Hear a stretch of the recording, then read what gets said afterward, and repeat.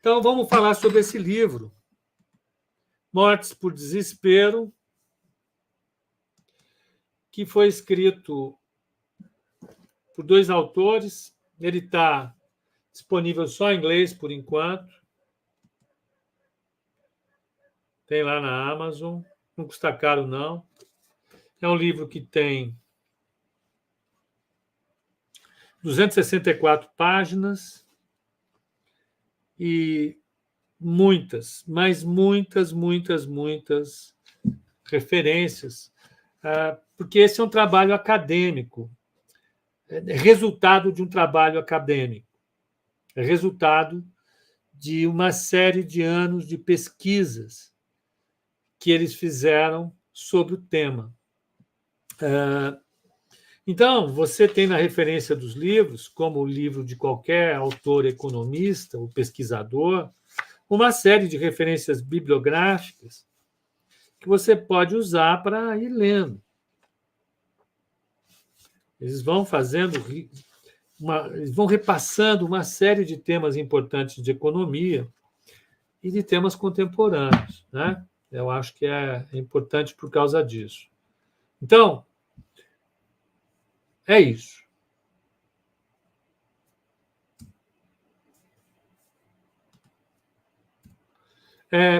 O Angus Deaton e a Anne Case. A Anne Case, ela é professora emérita da Universidade de Princeton, ela é professora da Faculdade de Economia e Políticas Públicas, né? Ela é diretora do programa em estudos em desenvolvimento da Universidade de Princeton e ela tem escrito muito sobre a economia da saúde. É onde ela está realmente envolvida. Ela recebeu o prêmio Kenneth Arrow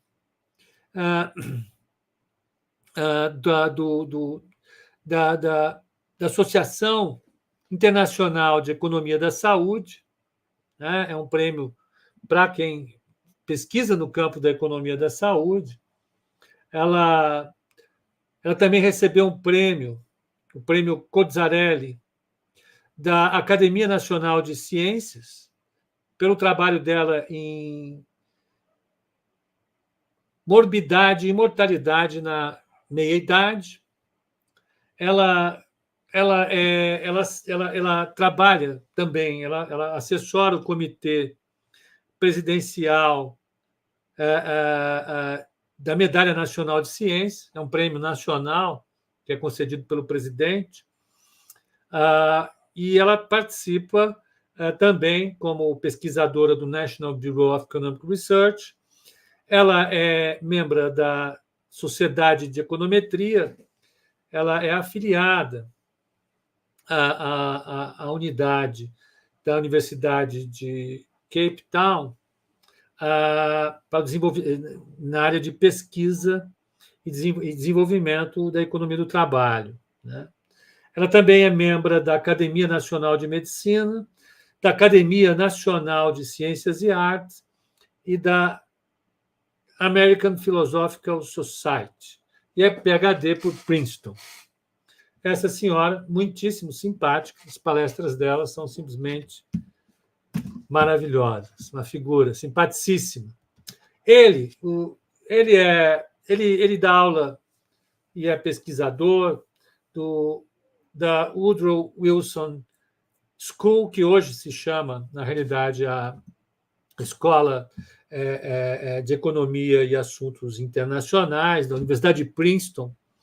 Ele trabalha bastante hoje em pobreza, desigualdade, saúde, desenvolvimento, bem-estar, e usa as evidências para pesquisar em ciência social e medicina, né? E também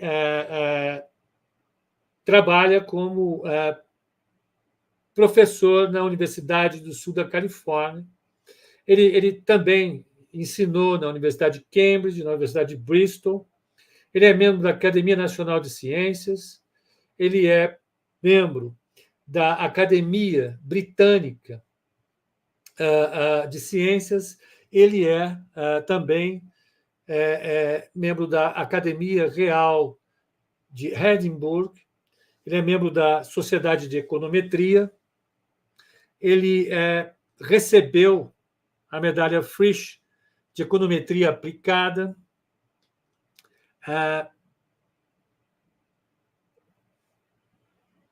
ele foi presidente da Associação Americana de Economia em 2009, ele é também doutor honorário, honoris causa, da Universidade de Roma, da University College London, da Universidade de St. Andrews, da Universidade de Edimburgo, da Universidade de Chipre, da Brown Universidade Brown e da Universidade de Cambridge.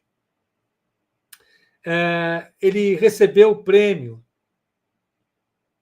Nobel de Economia em 2015 e, bom, acho que está bom, né? Acho que é isso. Vamos dizer quem é, dá mais carteirada do que é. É um casal de professores da Universidade de Princeton que pesquisa demais. Ele ganhou o prêmio Nobel em microeconomia, pesquisando sobre os modelos de escolha dos consumidores, bem-estar. Ele escreveu um livro que foi muito utilizado,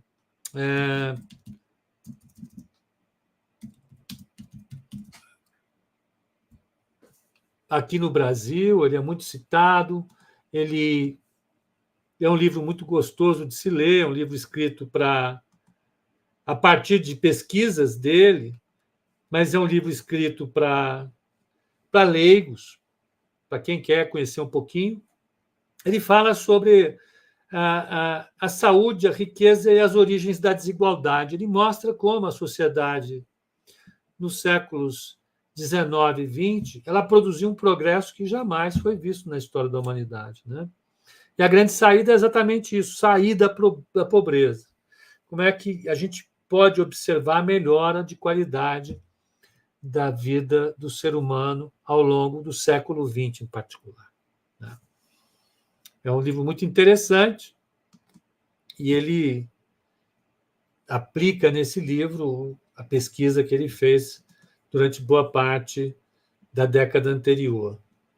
O que eles falam nesse livro, Mortes por Desespero e o Futuro do Capitalismo, é o seguinte: eles chegam à conclusão de que o capitalismo não está funcionando para um segmento da sociedade importante, né? Para os americanos brancos sem educação superior, que representam 2/3 da força de trabalho dos Estados Unidos. O capitalismo simplesmente não está funcionando para eles.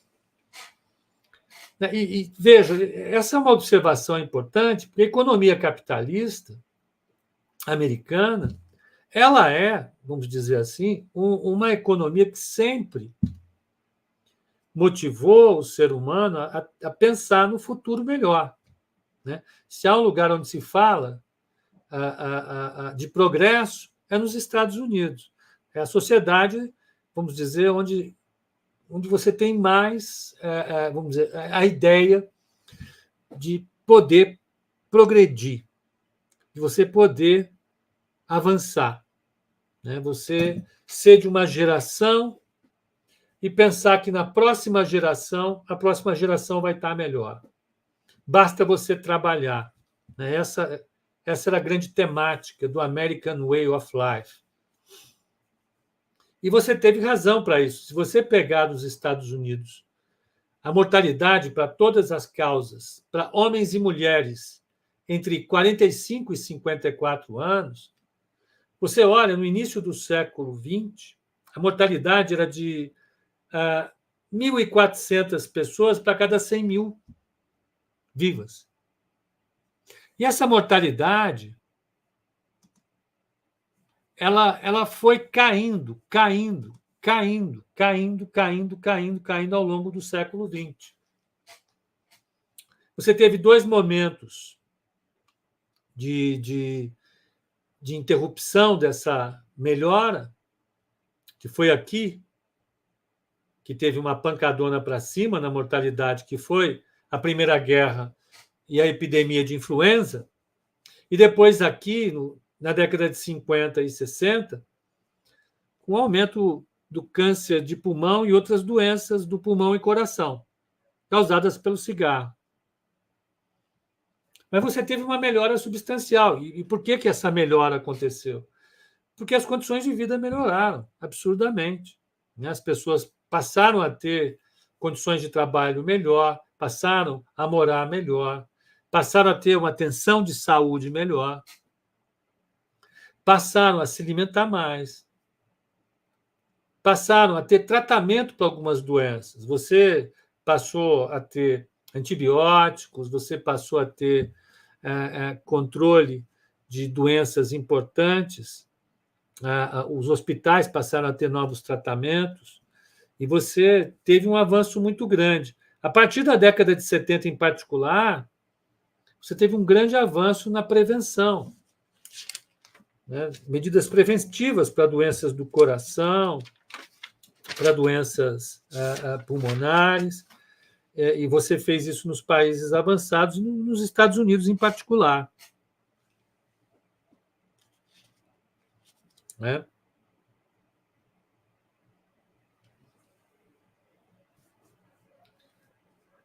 Mas olha o que aconteceu logo depois. Esse gráfico anterior, ele vai até os anos 90 aqui, tá certo? Se você pegar os países avançados, para esse mesmo grupo de brancos de 45 a 54 anos, em todos os países avançados, a mortalidade caiu. Aqui está a França, aqui está a Alemanha, aqui está o Reino Unido, aqui está a Irlanda, aqui está o Canadá, aqui está a Austrália, Suécia e Itália. Todo mundo viu esse gráfico caindo continuamente. Então, você saiu no início do século de 1.400 para na Suécia, aliás, chegar a menos de 200, quase 100 e poucas mortes para cada 100 mil nessa idade. Teve uma queda substancial para todos os países avançados. Para os Estados Unidos, no entanto, a partir dos anos 90, eles deram uma vacilada nos anos 90, melhoraram, depois voltaram a subir. A mortalidade subiu. Enquanto todos os países estavam assistindo uma queda fundamental, importante, da mortalidade, chegou a cair para metade em boa parte dos países, nos Estados Unidos ela subiu um pouquinho nesses anos. E o que esse livro é interessante para quem for pesquisar o livro? Eu não vou contar em detalhe, porque isso é cansativo, mas o livro não é cansativo. Eles mostram como é que eles pesquisaram isso. Não é uma pesquisa, eu acho que é isso. Não. Eles, como cientistas, mostram como você levanta uma tese a partir de uma pesquisa. Porque eles falaram que eles estavam pesquisando e bateram com esse número. Eles fizeram uma coleta dos dados de mortalidade nos Estados Unidos, que são dados públicos, eles fizeram com vários cortes de mortalidade por gênero, por raça, por etnia, por idade, faixa etária, né? E eles viram que essa faixa etária nos Estados Unidos teve um comportamento anômalo e que prejudicou a mortalidade total. Essa daqui, ó. Olha aqui o que aconteceu. Então, eles saíram pesquisando, fizeram uma longa pesquisa e eles mostram, passo a passo, o que acontece, né? O que aconteceu, né? Por que essa situação acontece? Aí eles foram pesquisar as maiores causas da mortalidade das pessoas, e aí viram que entre 50 e 54 anos, as mortes por overdose de drogas tiveram esse comportamento. Saíram do zero e foram para 60, para pessoas sem o nível superior. As pessoas com nível superior ou mais tiveram um comportamento quase inalterado. Suicídios. Você teve uma explosão também. E, a partir de 95. E as pessoas com diploma superior ou mais não tiveram esse comportamento. As doenças hepáticas causadas pelo álcool, ou a doença cirrose, teve um aumento super elevado. A mortalidade, em geral, subiu para esses setores. É um pouco difícil definir o que é uma morte por álcool, porque o cara pode ter tomado tanto álcool e morrer do coração. O cara pode ter tido uma overdose por acidente. E pode ter ocorrido um suicídio por acidente também. É muito difícil controlar isso. Mas esses números são muito enfáticos.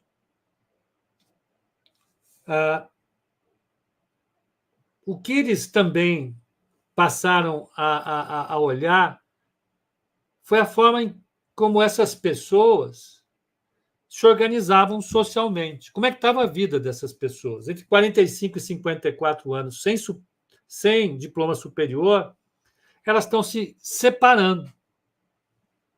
Então, se você pegar as pessoas casadas, então você tem um censo, e o censo pergunta: você está casado? A resposta é sim. Né?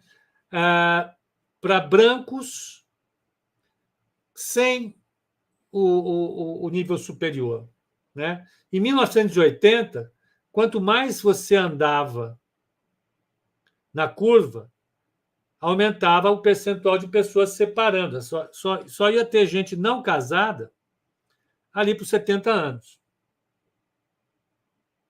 Em 2018, olha a fração de pessoas casadas com 30 anos. Baixíssima. Com 40 anos.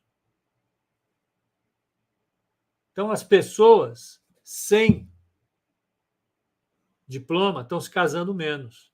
E quando casam, se separam. Olha a situação de quem tem o nível superior em 2018. Começa com mais de 60%, 10% a mais, e termina aqui com 70%. Aqui termina com 60%. Então, as pessoas estão se separando mais. Por quê? As dificuldades gerais que as pessoas enfrentam hoje, sobretudo financeiras, para se manter casadas, para constituir uma família e mantê-la, são maiores, são muito, muito difíceis.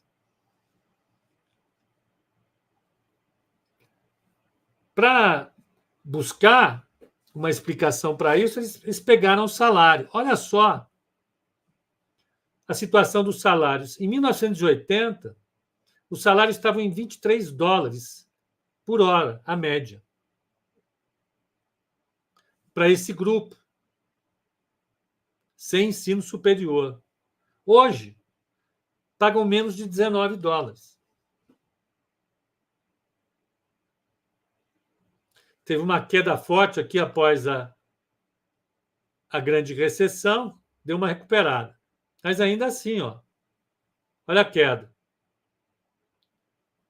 E o percentual de pessoas trabalhando era, em 1980, 90%, hoje é 84%. Tem menos gente nesse segmento trabalhando.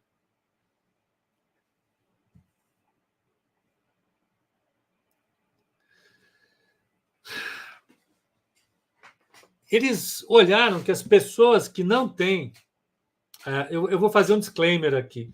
Os gráficos e, na realidade, os slides, eu peguei de duas apresentações que ambos fizeram, o Angus Deaton e a Anne Case.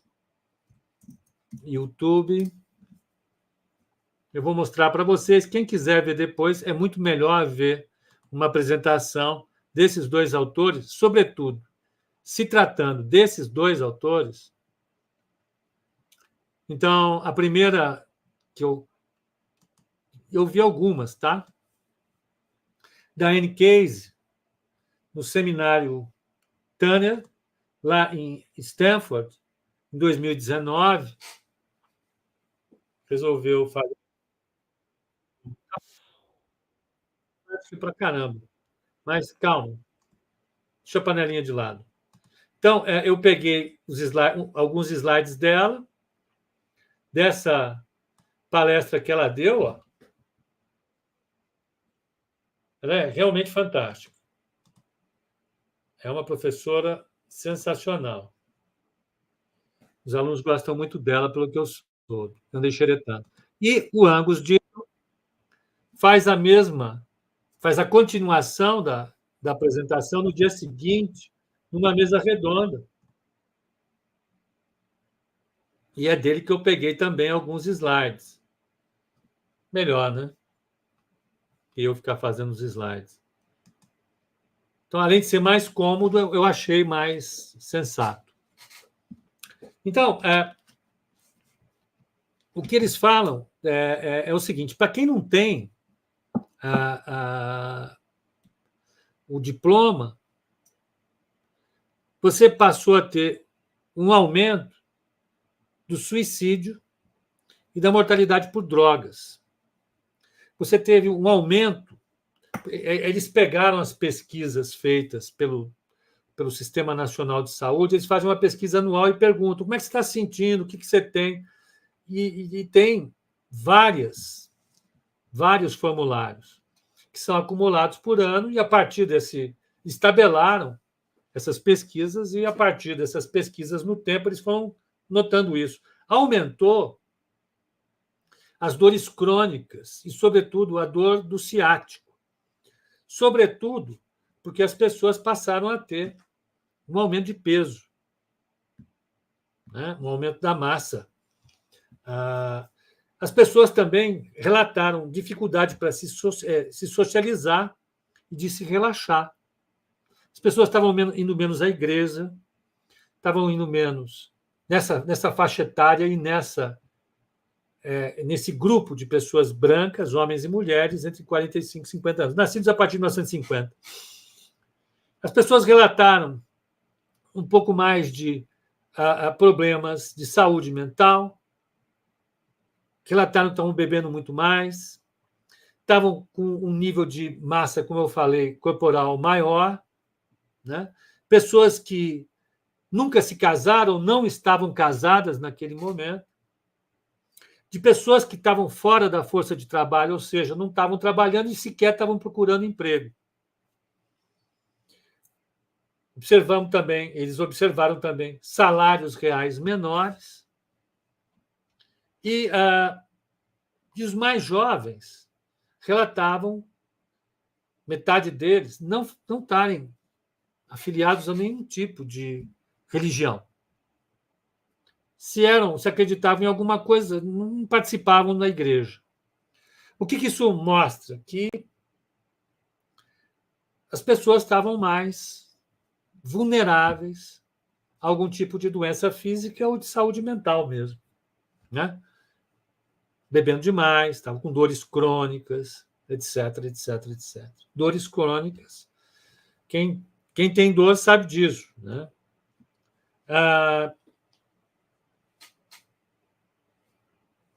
Isso aqui é os salários reais. São os salários reais. Se você olhar, aqui tem séries de 1990, 1975, 55 e 40. Pessoas nascidas nesses anos.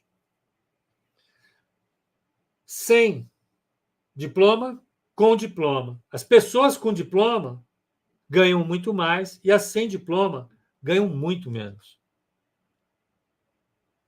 E esse abismo está aumentando.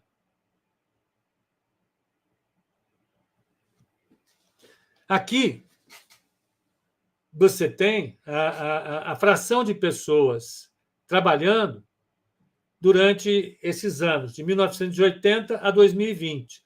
Esses pontos tracejados indicam as recessões. Então, você tem quedas nas recessões das pessoas trabalhando, então a fração é 100% até 60%. Então, com as pessoas, homens, com diploma de superior ou mais, mestrado, doutorado, pós-doutorado, tiveram uma queda na recessão, subiram, tiveram uma queda na recessão, subiram, tiveram uma queda, subiram, tiveram uma queda, estão subindo. Mulheres, idem. A participação ainda está alta, mas se você pegar as pessoas sem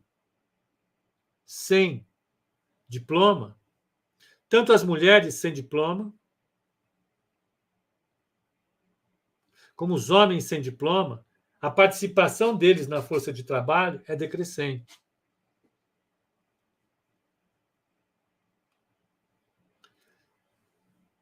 Então, voltando aos temas, se você olhar esse conjunto de fatores, dor, o mal-estar, as condições de vida desses indivíduos, eles relatam muitos problemas. E o que o casal propõe é que isso tem relação com o trabalho.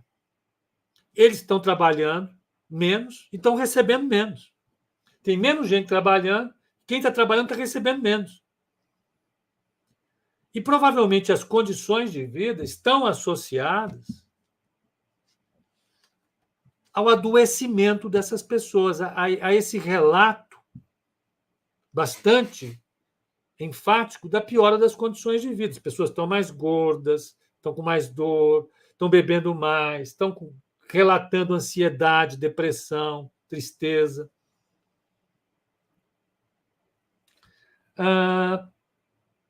Uma das coisas que aconteceu foi a epidemia dos opioides. Né? Os opioides foram uma epidemia, começaram nos anos 90 e só foram piorando.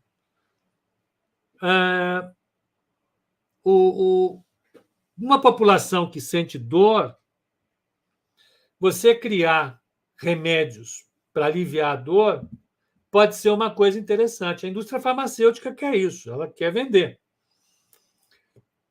O problema é que os opioides, eles aliviam a dor, eles promovem uma melhora do bem-estar, uma euforia, só que eles promovem a dependência e a adição. Né? Você quer consumir sempre mais, você não para de consumir. Então, à medida em que você teve o aumento da dor, do desconforto, que está relatado nesses relatórios que eles citaram, a população ficou mais vulnerável a esse tipo de coisa que são os opioides. Né?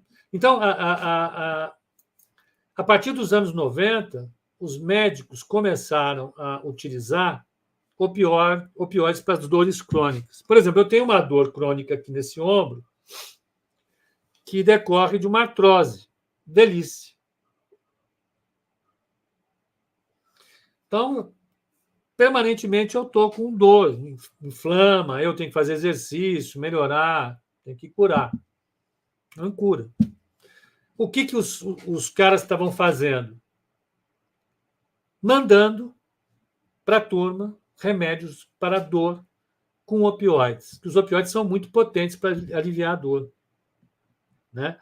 E a dor passou a ser, para os médicos americanos, o que ele chama de quinto sinal vital. Eles pesquisaram isso. Você tem 4 sinais vitais que o médico olha quando você vai visitá-lo: temperatura, pulso, respiração e pressão. Eles passaram a perguntar se você tem dor. Tendo dor, opioide. Tem um filme interessante na Netflix.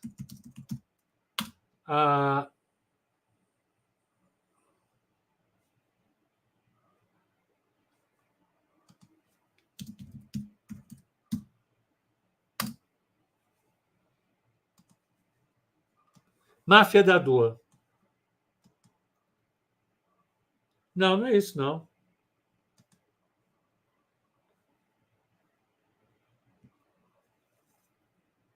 Não, não é máfia da dor. É Império da Dor. É isso? Pô, Império da Dor. É isso, desculpem. Império da Dor, tá? É um filme que relata exatamente isso. Né? Ele mostra como é que um dos remédios, o Oxycontin, foi produzido, para que ele foi aprovado e como é que ele foi responsável por essa epidemia dos opioides. Né? Então, dentro desse ambiente fértil, surgiram os opioides. Né? Os opioides já foram muito usados ao longo do tempo. O primeiro evento importante que é citado pelo Angus Deaton é a Guerra do Ópio em 1839, na China. A China ela começou a usar os opioides e eles começaram a perceber na China que os opioides estavam trazendo problemas, as pessoas estavam consumindo, estavam ficando dependentes e muita gente morria, ficava doente com esse troço. Né? E um sujeito chamado Lin Zexu, ele percebeu isso e começou a fazer uma campanha contra a utilização do ópio. E esse ópio ele era produzido e exportado por ingleses na Índia para a China. Por dois indivíduos, Jardine e Matheson, que eles tinham uma empresa que tinha, acho que 30 mil funcionários, um número absurdo. Era um negócio assim fenomenal. E eles começaram a fazer um lobby muito grande na coroa para que a coroa mandasse parar essa campanha contra o ópio. E é claro que a China quis insistir na campanha contra o ópio. Era um negócio muito lucrativo para as empresas britânicas. A China ela declarou guerra por causa do ópio, né? E fez uma guerra, ganhou a guerra, impôs um século de humilhação para a China. A China, que era, nesse período, uma das maiores economias do mundo, tomou um pau danado e teve que ceder Hong Kong. E a partir daí,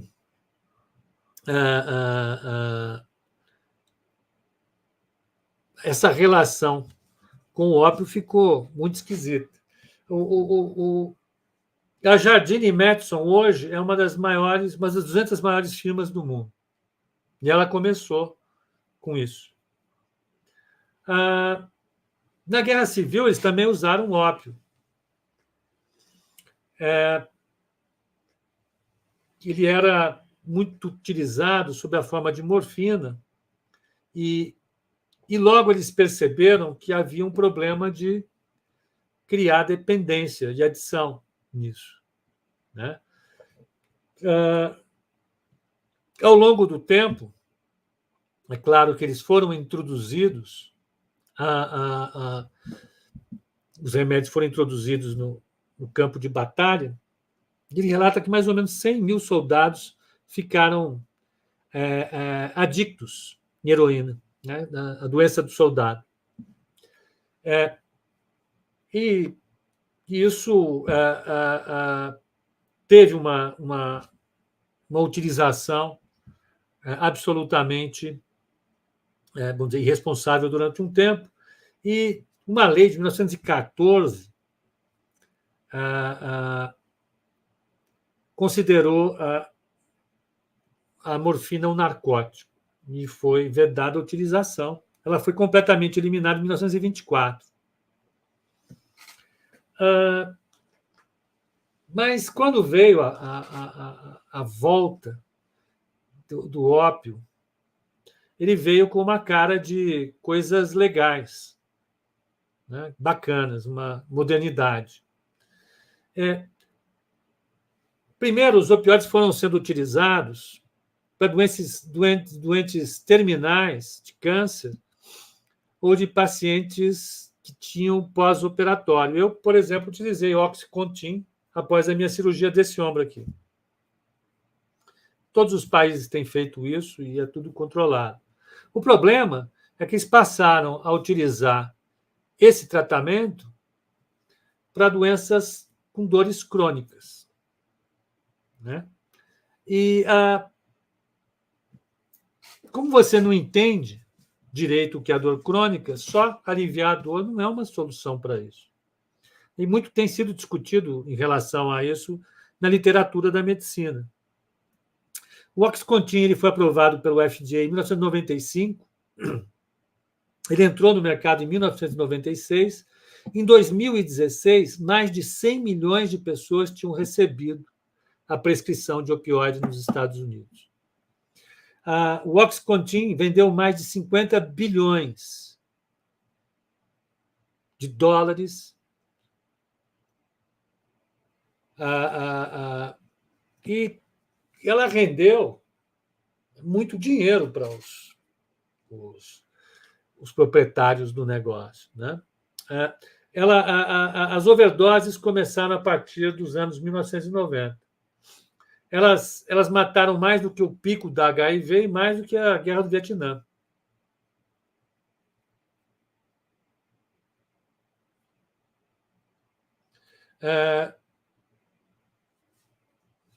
Ela tem matado cerca de 50, 60 mil pessoas nos Estados Unidos.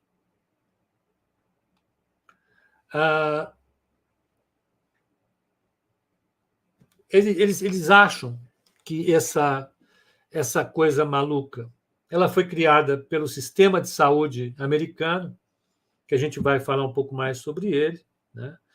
Que teve os médicos como grandes responsáveis por prescreverem esse remédio de forma absolutamente desorganizada. Depois que esse processo passou a ser controlado, foi criado um mercado negro, né? E aconteceu um fornecimento que chamam de epidêmico de heroína a partir do México. E à medida em que os médicos passaram a sair, o Oxycontin foi reformulado, eles tiraram a heroína e ele ficou mais barato. Hoje o fentanil ele está substituindo a heroína como a principal causa de overdoses.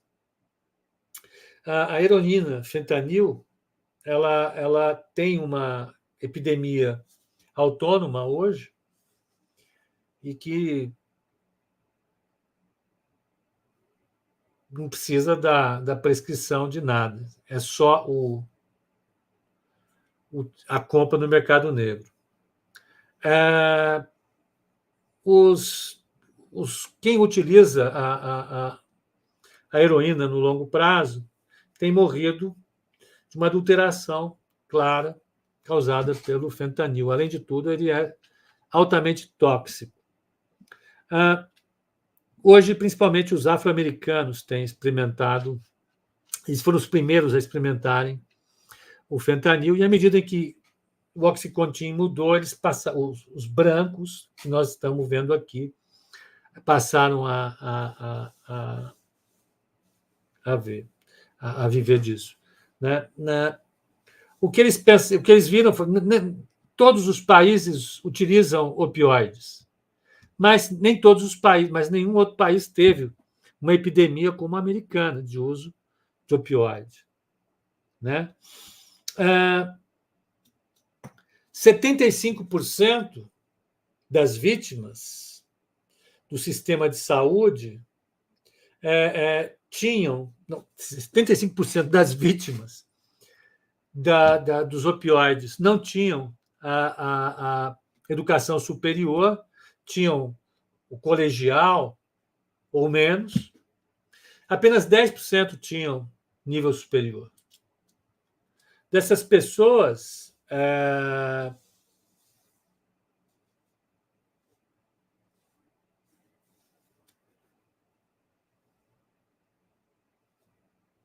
eu acho que vale a pena olhar.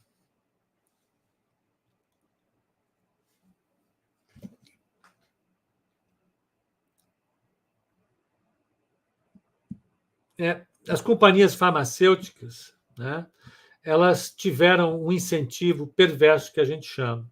À medida que elas não se prenderam a conceitos éticos e nem científicos, houve uma manipulação de dados enorme para dizer que não havia risco de dependência e adição, elas entraram no mercado apenas olhando o lucro. Ele chama isso, e outros economistas chamam isso de rent seeking. Alguém que é absolutamente frenético pelo aumento do lucro e que não olha as suas restrições, de maneira nenhuma. Ele parte para uma luta como o pessoal das Americanas, ou como a antiga diretoria do IRB. Esses caras são rent seekers, né? Eles estão buscando grana de qualquer jeito. Se tiver pirataria para fazer, eles estão no game. E eles, a partir desses incentivos perversos, adotaram práticas absolutamente nefastas para a sociedade, né? Houve uma falha enorme no sistema do FDA para conceder essa licença, né? É absolutamente conhecido esse evento. No filme está registrado, eu sugiro para vocês. E um dos problemas que você tem hoje nos Estados Unidos é que a dor ela está subindo, não caindo. Se você não adotar uma medida, alguma coisa vai acontecer, porque nos outros países essa questão está bem equacionada. Ninguém reclama tanto de dor como os americanos. Isso tem a ver, segundo eles, com o desenho da indústria de saúde dos Estados Unidos, né? A indústria de saúde dos Estados Unidos é a mais cara do mundo e é a que entrega a pior saúde. Os americanos pagam muito pela sua saúde, mas recebem muito pouco do ponto de vista prático. Quem mais recebe os benefícios do sistema de saúde americano são os médicos, as enfermeiras, as empresas farmacêuticas, os hospitais e os fabricantes de equipamentos hospitalares. É essa turma que tem embolsado boa parte da renda dos americanos e não tem entregue um sistema de saúde que seja decente. Olha esses dados aqui. Então, aqui você tem, nesse eixo, a expectativa de vida ao nascer. Aqui, você tem o gasto per capita. Então, por exemplo, você pega o Reino Unido, ao longo do tempo, ele foi gastando mais, mas a expectativa de vida foi subindo. A mesma coisa a Áustria, a mesma coisa a França, a mesma coisa o Canadá e a mesma coisa a Suécia. Notem, França gasta menos de 4 mil dólares por pessoa em saúde. O Canadá, um pouquinho mais de 4 mil dólares por pessoa, mas ali as pessoas vivem entre 80 e 85 anos. Na Suíça, as pessoas vivem perto de 85 anos, mas o suíço gasta perto de 6 mil dólares com a sua saúde. Em compensação, os americanos eles foram aumentando os gastos por saúde, a expectativa de vida foi subindo, mas subindo muito menos. E se estagnou agora, está caindo. Os americanos estão gastando muito mais e recebendo muito menos, em termos de saúde.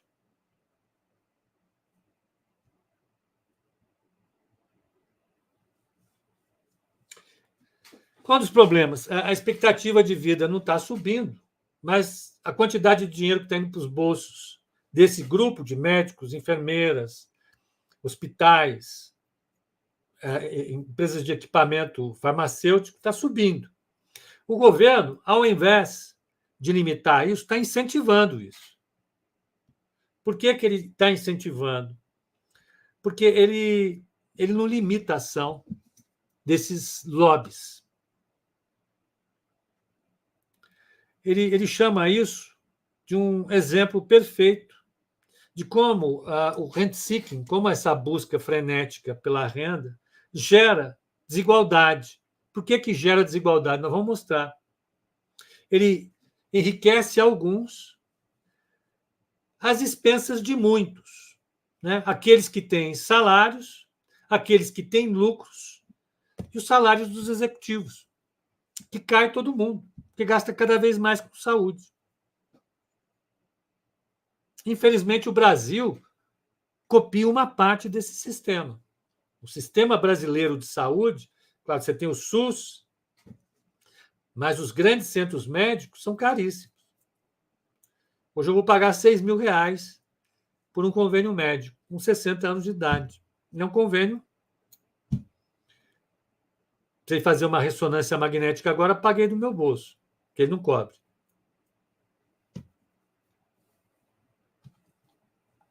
Precisei fazer o cateterismo com a colocação da angioplastia, eu tive que pagar o médico e a médica. Eu que paguei. O convênio não cobriu. Quanto os Estados Unidos gastam de saúde por ano? 17,8% do PIB. Na Suíça, que é o que vem logo abaixo, eles gastam 12,4% do PIB. E os suíços vivem 3 anos mais do que os americanos.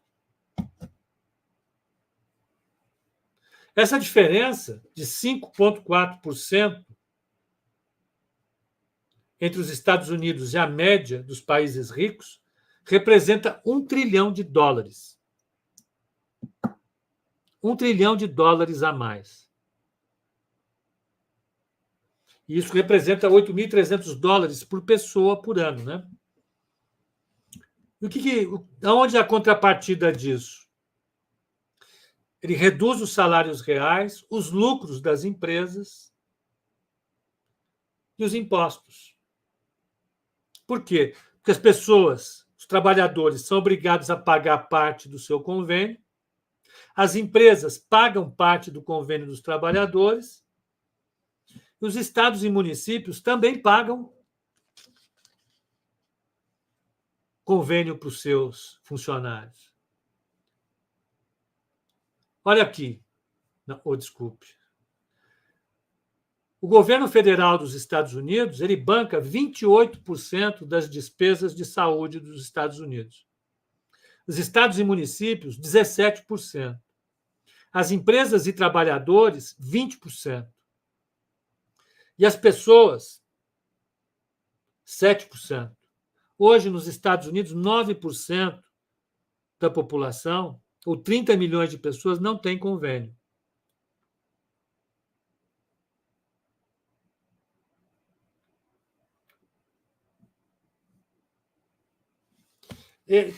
Olha, nos Estados Unidos, os médicos eles recebem o dobro do que recebem os médicos fora nos outros países, os países desenvolvidos. O dobro. Por quê? Porque lá tem menos escolas médicas por habitante e você tem muito menos médicos nativos. Então, você tem um controle da oferta de médicos, fazendo o preço do serviço subir para cacete. Aconteceu isso no Brasil também. E as farmacêuticas, elas recebem 3 vezes mais. Os remédios lá custam 3 vezes mais.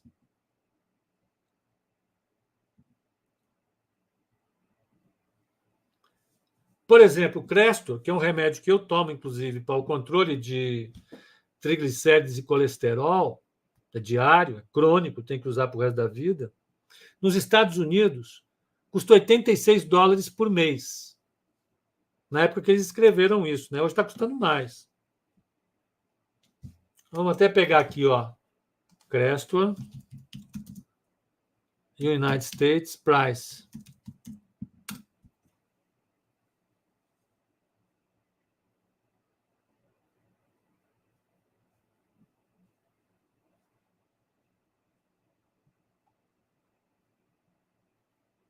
Não vai achar que vai ser uma zona. Então, ele, na época que escreveu, estava com $86 por mês com desconto. Na Alemanha, 41%. $41, aliás. Na Austrália, $9. Aqui no Brasil, acho que está arredondando, está R$ 190, R$ 200. $40. Que ainda não tem genérico. Logo mais vai ter. Que aí cai para metade. Aliás, tem genérico, sim. É rosuvastatina. Então, o que eles estão mostrando é que uma parte incrível da população, paga um sobrepreço pela saúde ao sistema médico, o sistema de saúde. E esse dinheiro poderia ser usado em outras coisas. Poderia ser usado na educação, por exemplo. Poderia ser usado na infraestrutura. Poderia ser usado em pesquisa. Mas não é. E aí você vai dizer, não, mas a empresa farmacêutica, ela precisa ter um incentivo para produzir os resultados que ela produz, que são fantásticos. De fato, esse remédio para controle, as estatinas, para controle do colesterol e dos triglicéridos, ajudaram muito na redução das mortes por infarto do miocárdio. A utilização de stents, outra coisa. Só que boa parte das pesquisas são financiadas pelo governo americano, a National Science Foundation. Eles recebem uma baita verba do governo para fazer as pesquisas. É brincadeira, né?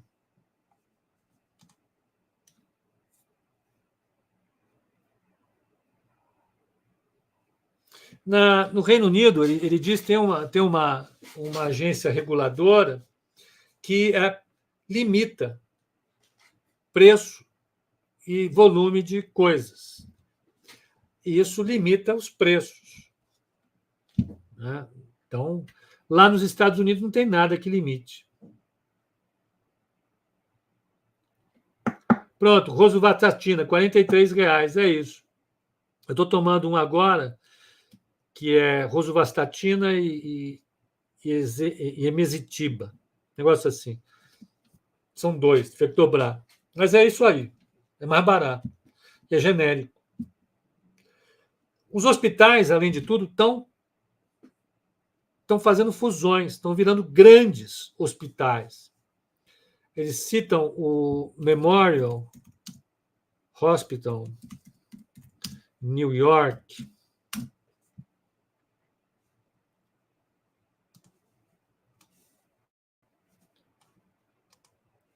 que é essa coisa gigantesca aqui, o Memorial Hospital. É um hospital gigantesco nos Estados Unidos.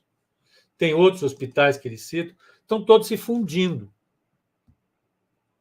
Então, à medida em que eles vão se fundindo, qual é o grande problema? Qual o grande problema nisso tudo que a gente está falando? Você tem a formação de oligopólios. Você não tem concorrência. E cada vez que você não tem concorrência, os preços sobem. Porque a demanda é crescente. Nós estamos vivendo mais Nós precisamos cada vez mais de serviços médicos. E à medida em que a gente vai demandando mais serviços médicos, a gente vai sendo obrigado a pagar mais, se a oferta não aumenta. Então, quando você cria grandes corporações, você acaba criando grandes formadores de preço, trusts. Então, lá não tem uma lei antitrust para isso. Né? Ele não tem funcionado com empresas farmacêuticas, não tem funcionado com empresas de equipamentos. O governo ajuda a manter os preços caros. Por quê? Porque o Medicare ele dá remédio para as pessoas, e então você tem a universalização da utilização. E o que acontece? As empresas começam a vender mais caro. Nos Estados Unidos, eles não fizeram o que o Serra fez aqui no Brasil, de quebrar patente para remédio que é importante e oferecer genérico. Lá não tem isso. Daí você tem isso. Você tem um remédio que é vendido nos Estados Unidos por $95, na Alemanha é vendido por $40.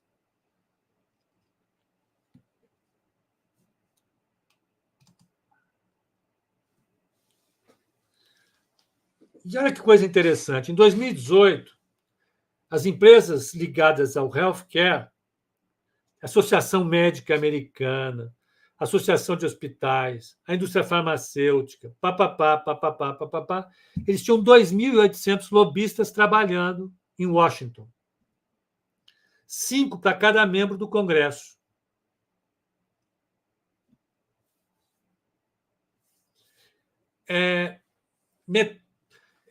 Eles gastaram $556 milhões em 2018 para fazer lobby em Washington.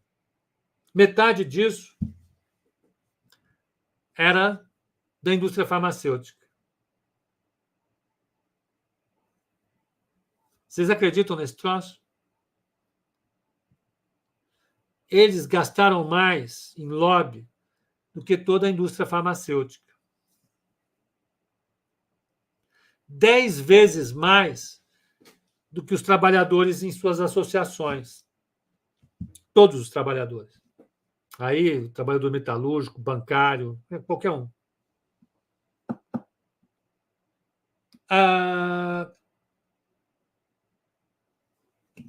Durante longo tempo, a indústria farmacêutica se opõe aos benefícios de remédios no Medicare, porque, como eles aumentam o preço, isso pode chamar a atenção para controle, e isso muda o poder de mercado deles. O fundamental para eles é ter poder de mercado. Né? Todas as indústrias são assim, né? Como a indústria de healthcare, não. Pelo contrário, nos Estados Unidos, no mundo, você tem vários segmentos de mercado que são altamente competitivos. Né? Mas hoje você tem problemas, como, por exemplo, as megatechs. As megatechs, elas têm essa estrutura de competição, pouquíssimo competitivas e com alto poder de mercado, e isso gera peso morto para a economia. Nós já falamos sobre peso morto. O que é o peso morto? No equilíbrio de mercado, essas empresas, como têm muito poder de mercado, elas definem preços e quantidades e retiram dos consumidores parte do valor que eles iam ter de benefício. Não vou explicar isso agora, mas é mais ou menos isso. Isso cria um peso morto na economia. Então, a economia, ao invés de consumir 3 milhões de comprimidos, acaba consumindo 2.500.000, o que representa menos cuidado de saúde para a sociedade.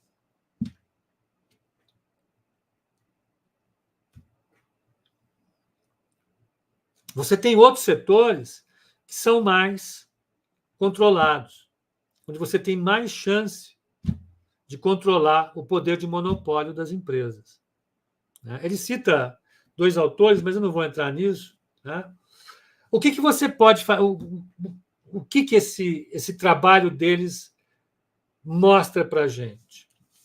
Ele centra fogo na indústria de saúde, mas ele mostra algumas coisas. A grande classe trabalhadora americana, que foi assim o orgulho americano durante anos, está sofrendo bastante. E isso traz consequências. A consequência, por exemplo, é esse aumento de mortes por desespero. Eles chamam mortes por desespero 3 tipos. As mortes por doenças do álcool, opioides e suicídios. Essas mortes estão chegando a 200 mil em alguns momentos, a 150 mil em outros, por ano. Da onde surge isso? Surge das condições econômicas criadas por alterações estruturais extremamente importantes, ocorridas a partir dos anos 80. A partir dos anos 80, você teve o aumento da concorrência com a China para produtos industriais.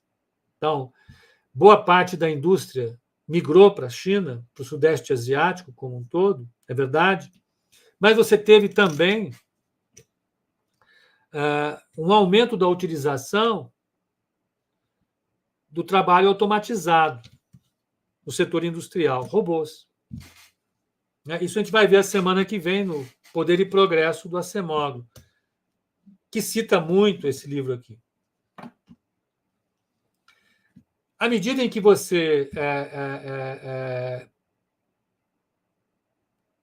passa a economizar trabalho, a gente vai ver no livro do Acemoglu, você tinha 19 milhões de trabalhadores na indústria metalúrgica americana nos anos 1980, hoje são 11, 12 milhões.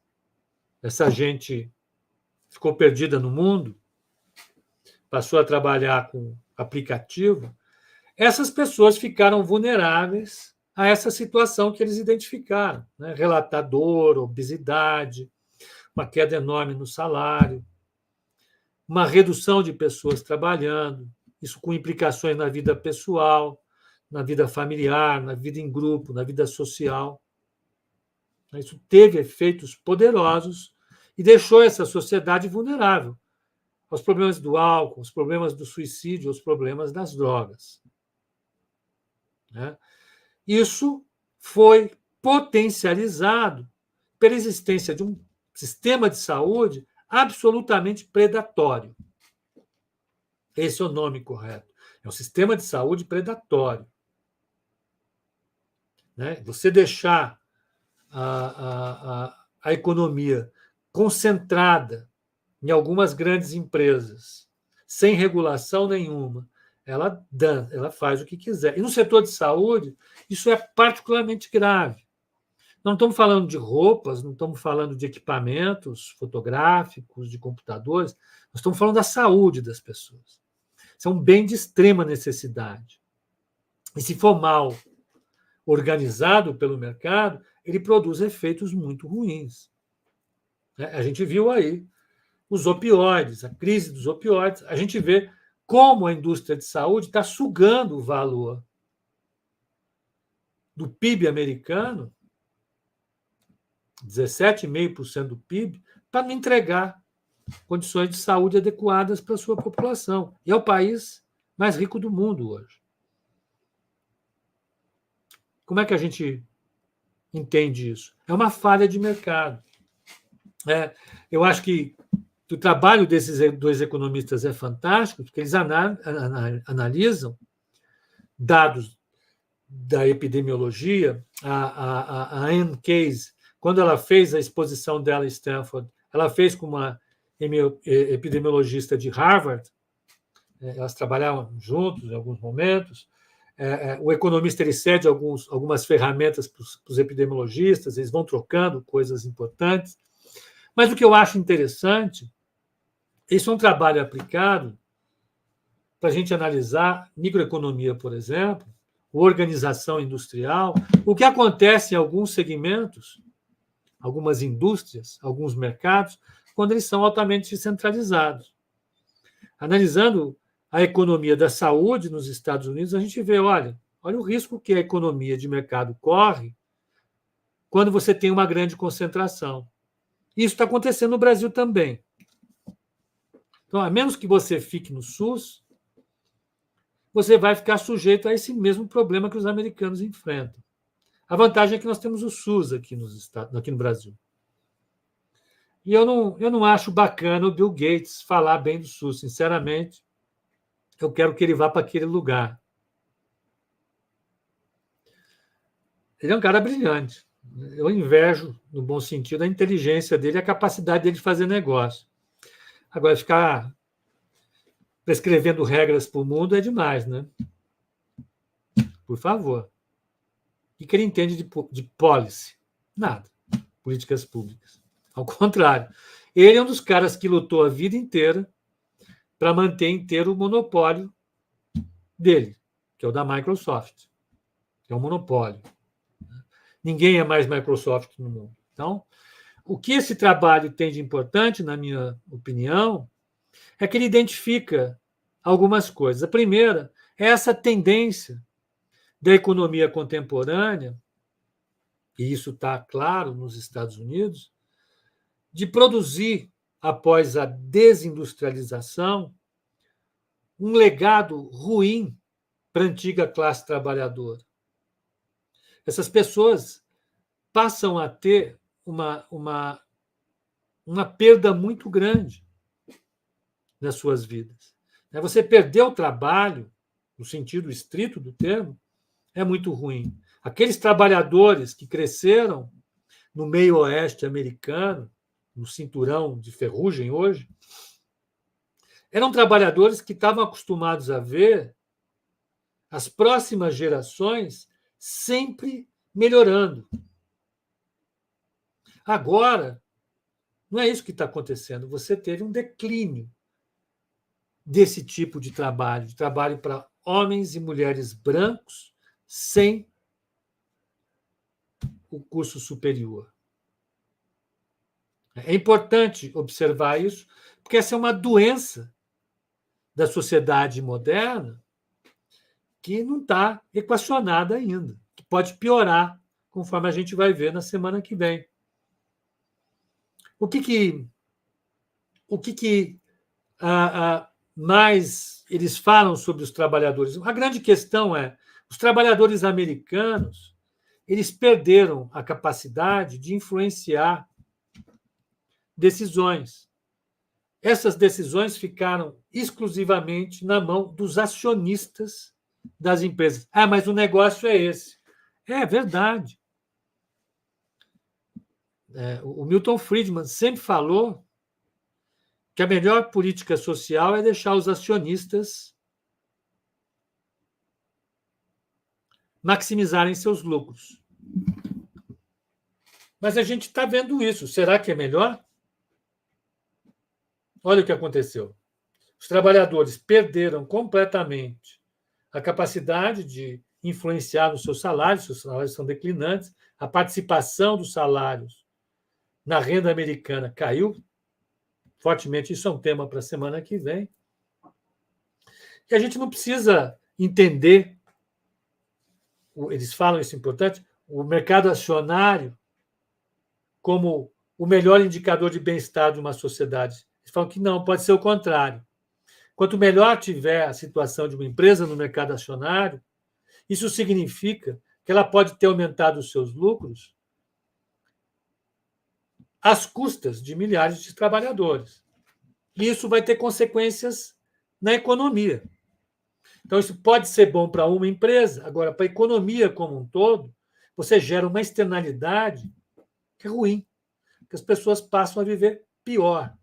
Vivendo pior, você aumenta o custo social para sustentar essa população, porque você aumenta a infelicidade, a dor, isso gera problemas, isso aumenta o custo social. O healthcare custa 17,5% nos Estados Unidos, por cento do PIB. Você enfraqueceu os sindicatos nos Estados Unidos. Hoje eles têm um peso muito pequeno. Isso reduziu demais as condições, vamos dizer assim, a supervisão das condições de trabalho. Isso reduziu demais as condições de segurança. Isso hoje não limita mais os salários dos executivos. Os executivos eles ganham milhões de dólares, ninguém está nem aí para isso. Isso não limita mais os buybacks, quer dizer, os acionistas eles têm um ganho enorme.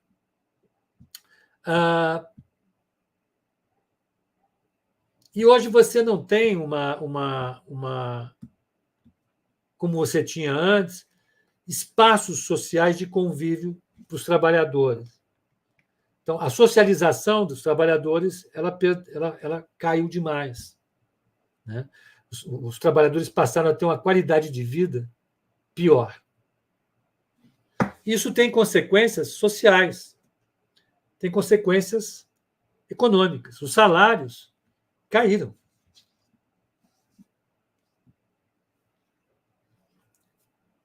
Você passou a ter, por parte dos trabalhadores, a inconveniência de trabalhar terceirizado. Isso piora as coisas para os trabalhadores. Você não é mais parte da empresa. Você não é mais parte daquela cultura. Antes você entrava numa empresa, você tinha uma cultura da empresa, a qual você tinha que participar. Hoje você é um terceirizado. Você pode trabalhar na empresa ou não, lá nos Estados Unidos. Isso é um problema. Hoje você tem, claramente, cláusulas de não compete. Então, se você for demitido de uma empresa, você tem que. Se você sair de uma empresa, você não pode ir para o mercado de trabalho por 1 ano ou 6 meses. Isso impede que os trabalhadores escolham melhor a sua vaga. Aumenta o poder de mercado das empresas sobre a contratação dos trabalhadores. Então, tudo isso é para dizer que, quando a economia de mercado passa a funcionar mal, os benefícios da sociedade diminuem. Eles colocam aqui uma boa parte